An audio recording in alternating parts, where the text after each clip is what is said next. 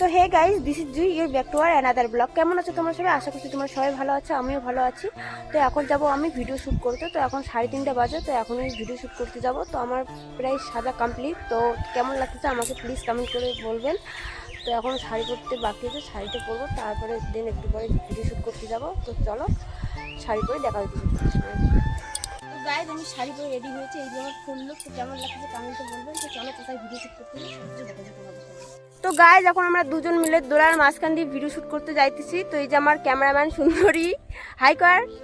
তো চলো তোমাদেরকে দোলাটা দেখাই।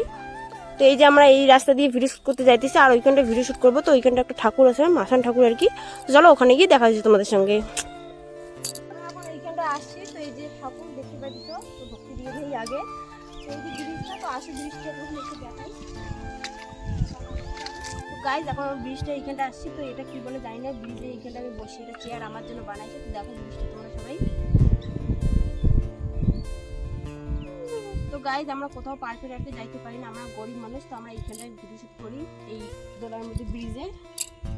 গাইজ আমাদের ভিডিও বানানো হয়ে গেছে, তো এখন সন্ধ্যায় হয়ে যাইতেছে। তো অনেকক্ষণে আসি, তো দেখো সূর্যি মামা ডুবতেছে আর অনেক সুন্দরও লাগতেছে দেখতে। তো আজকের ভিডিওটা এই পর্যন্ত। ভালো লাগলে প্লিজ অবশ্যই লাইক কমেন্ট শেয়ার করবেন। তো দেখা হচ্ছে নেক্সট ব্লগে। টাটা, সবাই ভালো থাকবেন।